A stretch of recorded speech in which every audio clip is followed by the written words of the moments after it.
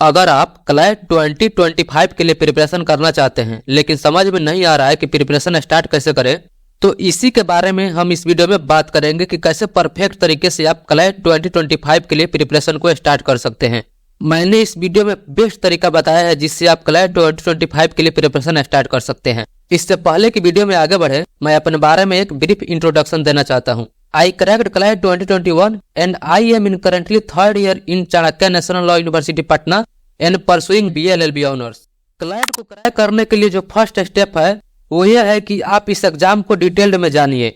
इसके लिए मैंने एक पहले ही सेपरेट वीडियो बना दिया है, उस वीडियो का लिंक डिस्क्रिप्शन में मिल जाएगा। यहाँ मैं CLAT के बारे में ब्रीफ में बता देता हूँ। क्लैट का एग्जाम नेशनल लॉ यूनिवर्सिटीज में एडमिशन के लिए होता है। कोई भी स्टूडेंट जो 12th पास कर लिया है या 12th के बोर्ड में अपियर हो रहा है वो इस एग्जाम को दे सकता है। कोई भी स्ट्रीम का स्टूडेंट, चाहे वो साइंस से हो, ह्यूमैनिटीज से हो या कॉमर्स से हो, इस एग्जाम में अपियर हो सकता है। और जो स्टूडेंट जनरल या ओबीसी कैटेगरी से आते हैं उनके लिए मिनिमम 45% मार्क्स चाहिए 12th में, और जो स्टूडेंट एससी या एसटी कैटेगरी से आते हैं उनको मिनिमम 40% मार्क्स चाहिए 12th में। इस एग्जाम में टोटल 120 क्वेश्चंस आते हैं, 120 मार्क्स के क्वेश्चन होते हैं, मींस 1 क्वेश्चन 1 मार्क। और इसमें नेगेटिव मार्किंग भी होता है -0.25, मींस कि अगर आप एक क्वेश्चन को गलत आंसर देते हैं तो आपको -0.25 मार्क्स डिडक्ट कर लिए जाएंगे। यानी कि अगर आप 4 क्वेश्चन को गलत देते हैं तो आपका 1 मार्क कट जाएगा। यह जो पेपर है सिर्फ इंग्लिश लैंग्वेज में ही होता है। क्लैट के बारे में डिटेल में जानने के बाद जो आपका सेकंड स्टेप है कि आप गो थ्रू हो जाइए प्रीवियस ईयर पेपर से। और जब मैं प्रीवियस ईयर पेपर्स की बात कर रहा हूँ तो इसका मतलब सिर्फ ये नहीं है कि आप क्लैट 2024 का ही पेपर देखना है या फिर क्लैट 2008 से पेपर देखना शुरू कर देना है, ऐसा नहीं। प्रीवियस ईयर पेपर से मेरा मतलब है कि आपको क्लैट 2020 से लेकर क्लैट 2024 तक के सभी पेपर्स को देखना है, ईच एंड एवरी सेक्शन को देखना है। ऐसा करने से आपको ये समझ में आ जाएगा कि पेपर्स कैसे आते हैं। अगर आप सिर्फ 1 साल का पेपर देखेंगे तो आप अच्छा से समझ नहीं पाएंगे कि कैसे क्वेश्चंस आते हैं। फॉर एग्जांपल क्लैट 2020 के करंट अफेयर्स का सेक्शन देखिए और फिर क्लैट 2024 के करंट अफेयर्स के सेक्शन को देखिए तो आपको डिफिकल्टी लेवल में काफी डिफरेंस नजर आएगा। मतलब कि हो सकता है कि किसी पर्टिकुलर ईयर में कोई सेक्शन इजी आ गया हो, कोई सेक्शन डिफिकल्ट आ गया हो, तो आपको इस बात पर डिपेंड नहीं रहना है। क्लैट 2024 में जैसे सभी सेक्शन इजी आ रहे हैं तो हो सकता है कि क्लैट 2025 में भी सेक्शन इजी ही आए, ऐसा नहीं होगा। हमेशा क्लैट का ये हिस्ट्री रहा है कि जिस साल वो क्वेश्चन को इजी देता है उसके नेक्स्ट ईयर वो क्वेश्चन को काफी डिफिकल्ट बना देता है। तो इसलिए आपको इस सब बातों को ध्यान में रखकर आपको वर्स्ट के लिए प्रिपरेशन करना है, यानी कि जितना भी डिफिकल्ट क्वेश्चन आ जाए उसको सॉल्व कर दीजिए। तो इसीलिए आपको देखना है कि किस तरह से क्वेश्चन आते हैं। तो क्लैट 2020 से लेकर 24 तक सभी प्रीवियस क्वेश्चन को आपको देखना है। जब आप ये दोनों स्टेप पूरा कर लेंगे तो जो थर्ड स्टेप होगा वो है कि आप अपने प्रिपरेशन के मोड को डिसाइड कर लीजिए। मतलब कि आप सेल्फ स्टडी से क्लैट का प्रिपरेशन करना चाहते हैं या फिर किसी कोचिंग के थ्रू प्रिपरेशन करना चाहते हैं। ये भी एक बहुत इंपॉर्टेंट स्टेप है और इसे डिसाइड करने में सबसे ज्यादा हेल्प करेगा आपका प्रीवियस ईयर क्वेश्चन पेपर को अच्छा से देखना। प्रीवियस ईयर क्वेश्चन को देखने के बाद आप समझ जाएंगे कि आपको सेल्फ स्टडी करना चाहिए या किसी कोचिंग में जाना होगा, किसको सेल्फ स्टडी करना चाहिए और किसको कोचिंग के थ्रू प्रिपरेशन करना चाहिए। इसके लिए मैं एक सेपरेट वीडियो बना रहा हूँ तो आप उस वीडियो को देख सकते हैं। उसके बाद का जो आपका स्टेप है वो है कि आपको आइडेंटिफाई करना है कि किस सेक्शन के लिए किस रिसोर्स का यूज करना है, किसे पढ़ना है, किसे नहीं पढ़ना है। आपके प्रिपरेशन में रिसोर्सेज का बहुत इंपॉर्टेंट रोल होता है। तो इसके लिए आपको परफेक्ट रिसोर्सेज को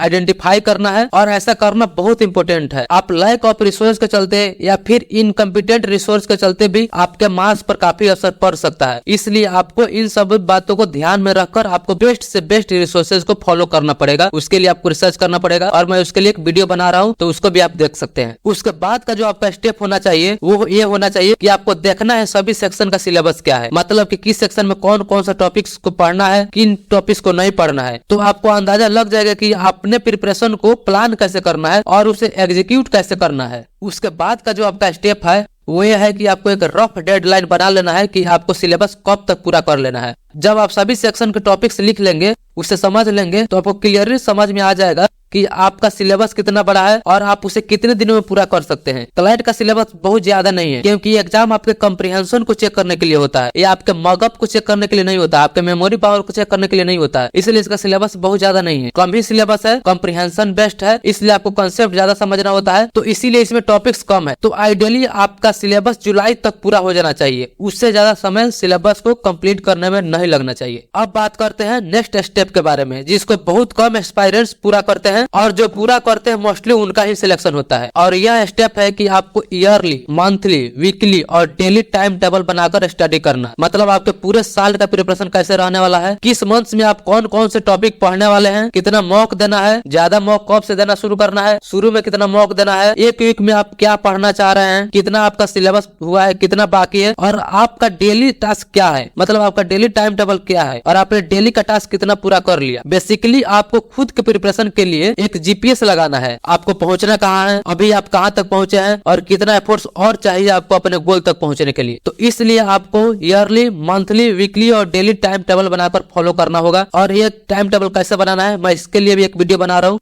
तो उसे भी आप देख सकते हैं। और अब जो नेक्स्ट स्टेप है उसको अभी से स्टार्ट कर देना है। और ये एक ऐसा स्टेप है जिसको कलेक्ट का हर एक एस्पायरेंट डेली फॉलो करता ही है, और वो स्टेप है डेली न्यूज़पेपर पढ़ना। बिना न्यूज़पेपर पढ़े किसी भी एस्पायरेंट का कलेक्ट क्रैक नहीं हो सकता है, वो चाहे जीनियस हो या फिर मीडियोकर हो। इसके लिए आपको डेली न्यूज़पेपर पढ़ना ही है। और आपको न्यूज़पेपर को बर्डन समझकर नहीं पढ़ना है, क्योंकि सिर्फ एक न्यूज़पेपर से आपका करंट अफेयर्स, लॉजिकल रीजनिंग और इंग्लिश लैंग्वेज सभी सेक्शन कवर हो जाते हैं। साथ ही साथ आप लीगल न्यूज से भी अपडेट रहेंगे, जो करंट लीगल इश्यूज चल रहे हैं, जहां से क्वेश्चंस आने के चांस ज्यादा रहते हैं। लेकिन एक बात और ध्यान देना है कि सिर्फ न्यूज़पेपर पढ़ने से 100% करंट अफेयर्स का सिलेबस कवर नहीं होगा। उसके लिए आपको अलग से कुछ रिसोर्सेज फॉलो करने ही होंगे। और जो लास्ट स्टेप है वो है कि प्रॉपरली नोट्स बनाइए। यह एक ऐसा स्टेप है जो कलेक्ट क्रैक होने या न होने के लिए रिस्पॉन्सिबल है। अगर आप नोट्स बनाएंगे तो आपको याद भी रहेगा, और जब एग्जाम में सिर्फ कुछ दिन ही बचेंगे तो आपको रिवीजन करने में आसानी होगी। ऐसा कभी नहीं होगा कि आप एग्जाम के समय पूरा बुक को ही रिवाइज कर लीजिएगा।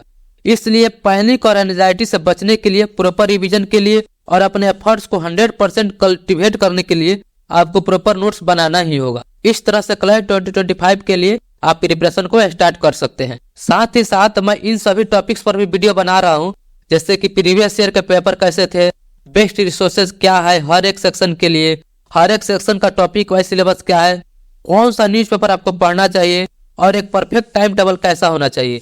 अगर आपको इन सभी इन्फॉर्मेशन के बारे में जानना है तो इस चैनल को सब्सक्राइब कीजिए। अगर आपको वीडियो अच्छा लगा तो इस वीडियो को लाइक कीजिए। अगर आपको वीडियो अच्छा नहीं लगा तो इस वीडियो को डिसलाइक कीजिए। आपने मुझे इतना वक्त दिया, इसके लिए आपका बहुत बहुत शुक्रिया।